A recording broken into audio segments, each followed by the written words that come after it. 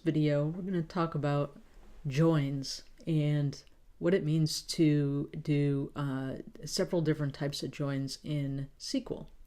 So for this video, we're going to be using, again, the Northwind database that we recently put into Postgres. So here I have a window, the pgadmin3 window for Postgres, and on one side, and on the other side I have the very important Northwind data model, or the ER diagram.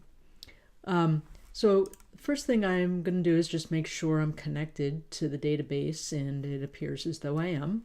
I can see all of the tables for the Northwind database. So I'm going to open up a SQL query pane, and here I'm just going to resize it just a little bit so that we have a nice wide view here. So there's a few things that we have already discussed about this data model. One is that we have a company, Northwind Traders. They have customers, which are right here. Customers place orders. Those are right there. Orders are typically comprised of products, and products usually fall within categories. Now also, products are provided by suppliers, and orders are shipped via shippers. Behind the scenes, or actually all of that's behind the scenes, but in addition, there are employees that work for Northwind, and those employees actually work in different territories, which are within specific regions. So this is just sort of the highest level summary of what the Northwind Traders database consists of. And if you actually look at the data, it's very much food oriented, food and beverage. So think of this as a grocery store. So the first thing I'm going to do is we're going to start small. So I just want to take a look at the customers that are in this database. So I'm going to just look at everything. So select star from customers. And if I execute, remember we hit the green arrow up on the top, the first one. If I execute this and I look down below here at the bottom, you'll see that 91 rows have been returned.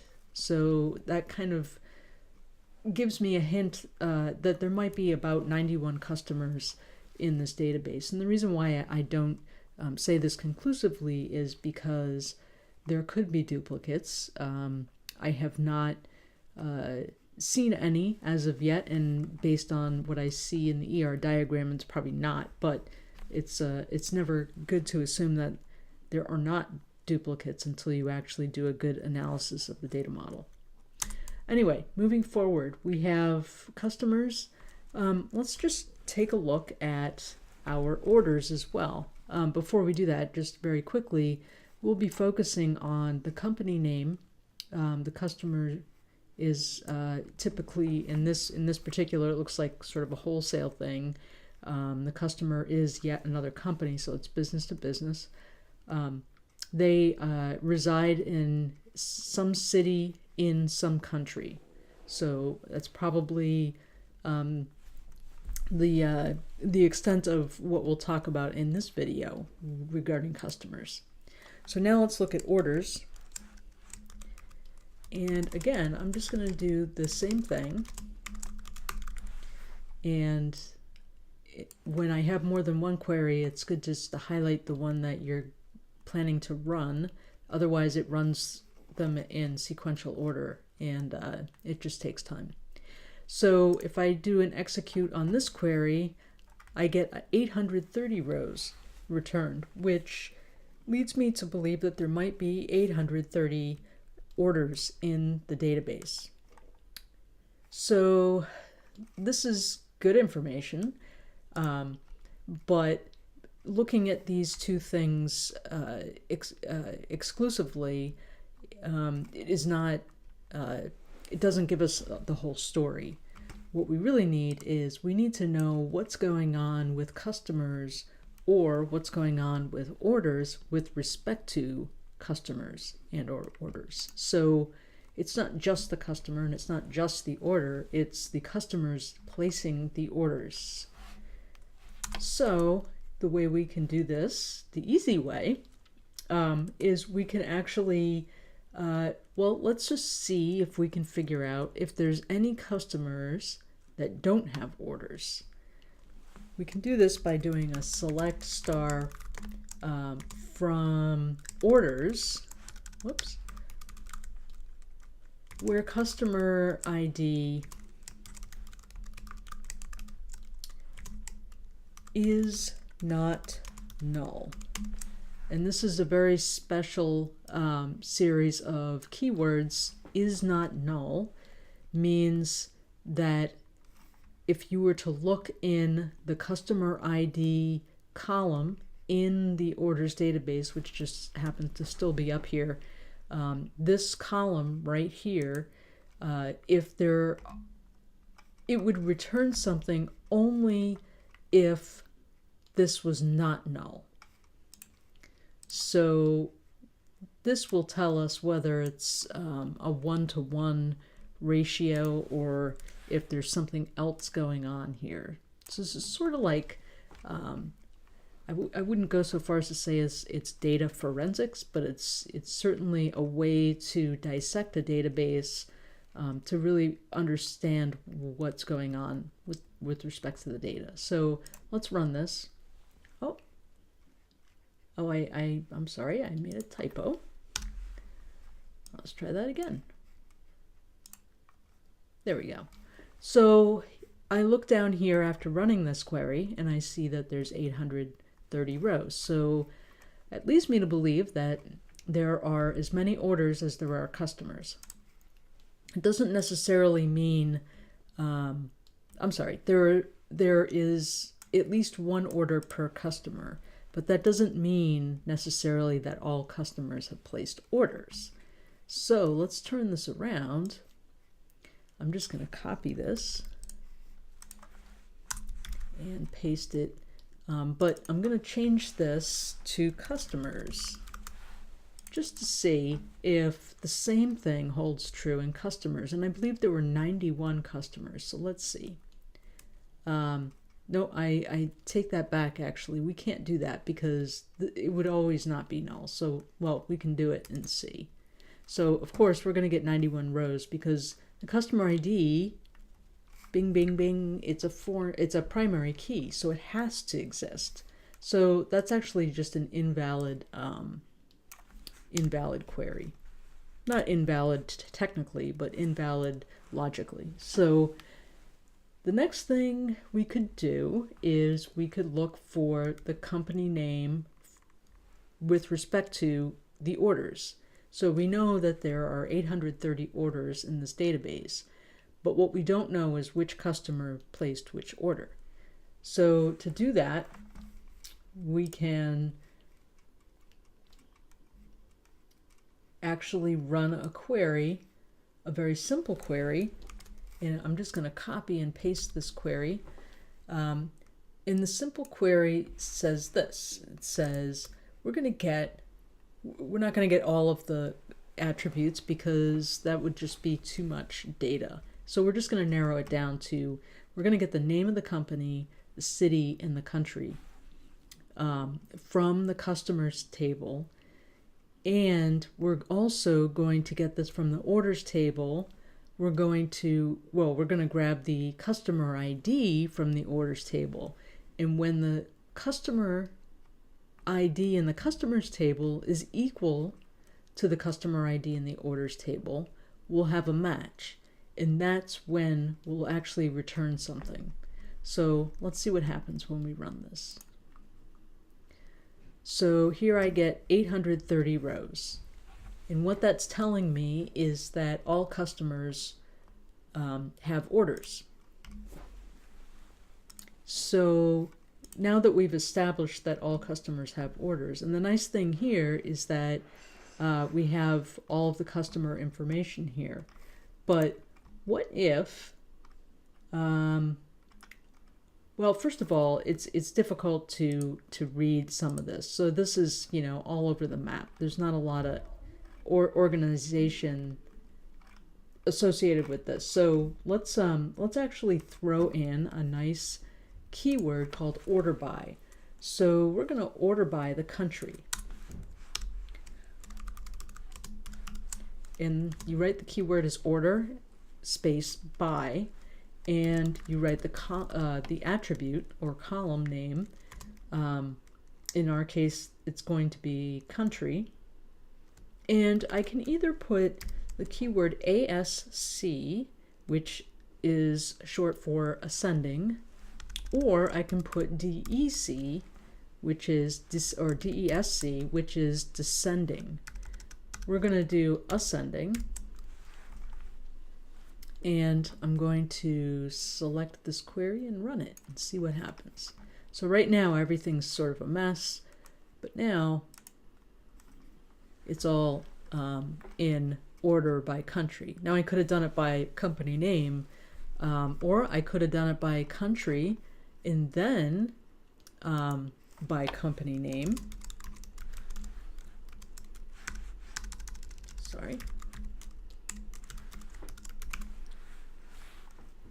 Also ascending, and the result, and if we just look, Argentina is a good example. So we have things kind of in their own order. So let's see if this actually cleans that part of it up as well. So let's select that, run it, and as you can see, things sort of changed.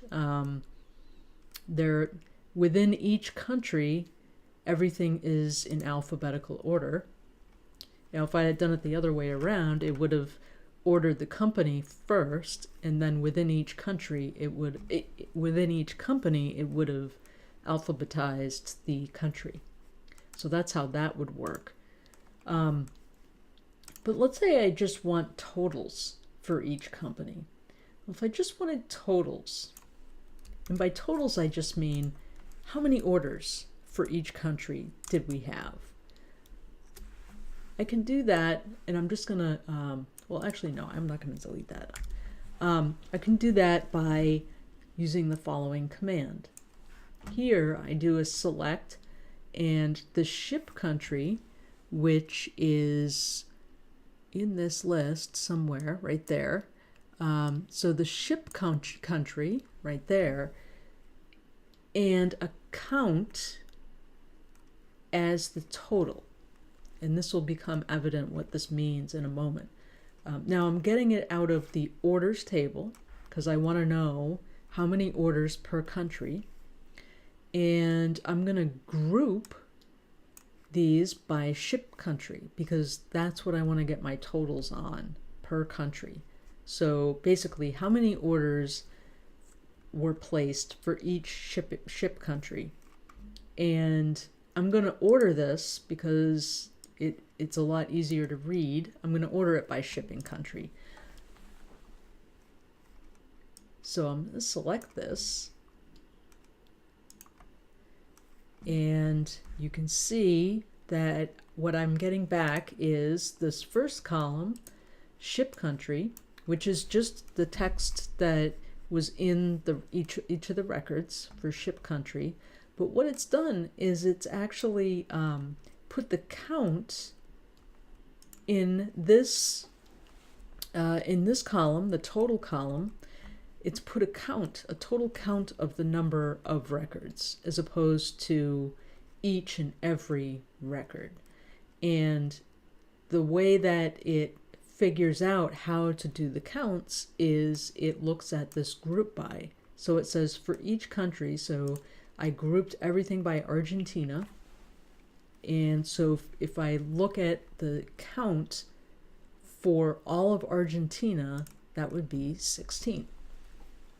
So play with that and see what you get for some of the other, come up with some of your own and see if you come up with some interesting numbers. Now this is very useful because you can take this data and export it to any kind of graphing program like Microsoft Excel, and you can quickly generate a report of sales.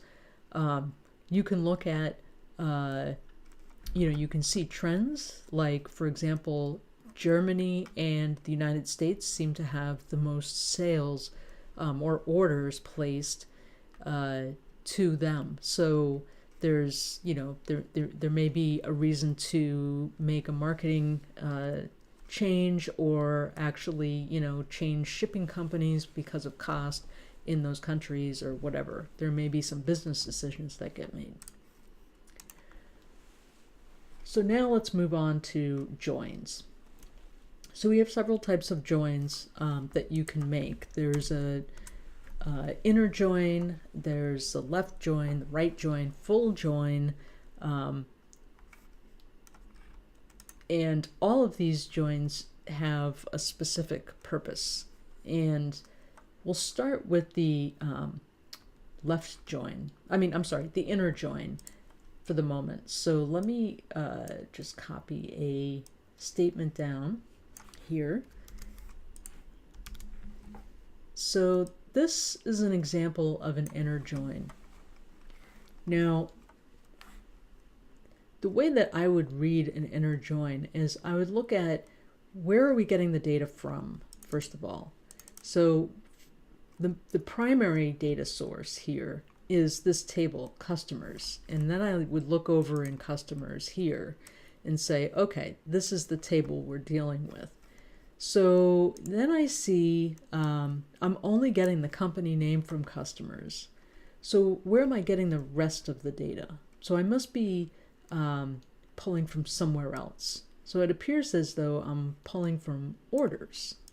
So if I look at this, I'll say, okay, well, I get the company name, the order information from customers, but how do I get the orders information in? So customers is here, orders is here, so, I must be making some sort of relationship or statement about the relationship. And, hence kind of virtually creating this line. And I am. If you look back into the query, you'll see inner join, orders on customers, where customer ID in customers is equal to the customer ID in orders. So it's setting an equivalency or a relationship between the two tables. And then, of course, I have the order by as well. Now, an inner join assumes that whatever is in both both the left table and the right table, and when we say left and right, we mean that this is the left and this is the right table. Whatever is in both is what the result will be. So if I run this query, you'll see I get 830 rows. Now, you ask, well, what about the other joins? What do those do? Well, if we think back to our relational algebra, we know that we have things like unions and intersections. Well, joins essentially perform those same types of algebraic operations, except they do it via SQL. So in this example, I have a left join. And when you see the word left, you can assume that it's the table that's being referred to on the left. And a good hint is usually just to look for the from. So the customers, I would assume, is on the left. So this is our left side table right here. And then this is our right side table in this particular case. So a left join of orders on customer ID equal to orders customer ID is essentially saying everything in this table and only those things in this table that actually match. So the results would be all of the columns get shown for the customers, or all of the records would get shown for the customers table. In those records that don't have a matching order would just show a null value. And if I run this query, you'll see that the number here actually jumped from 830 to 832. And this tells me that there may be customers with no orders. Now, if I want to figure out whether the opposite is true, I simply change my left join to a right join and run this and see what I get. So in this case, I just get 830 rows, which means that there are no orders that are without customers. That's a good thing.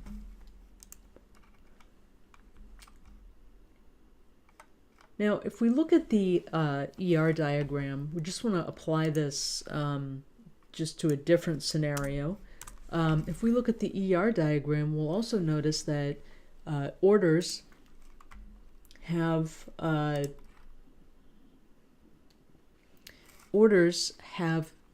are always associated with employees. So there's a relationship between orders and employees. So if we look at, I'm trying to find the query here, but if we look at an inner join, which remember that's the first one that we just did, it's the everything on the left that matches anything on the right that gets returned. So, whoops. So in this case, we're looking at employees this time. So we're still looking at orders, but now the relationship or the join information is between orders and employees. And if I run this, you'll see that 830 rows are returned, which kind of leads me to believe that maybe all orders are associated with an employee. Now, if I also do this using a left join,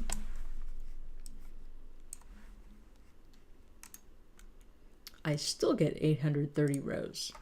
And then lastly, if I do it with a right join,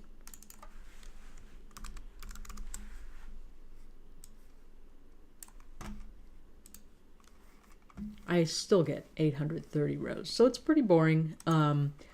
So last but not least, and definitely not least, if we look at the ER diagram, we'll also notice that there's a relationship between orders and shippers.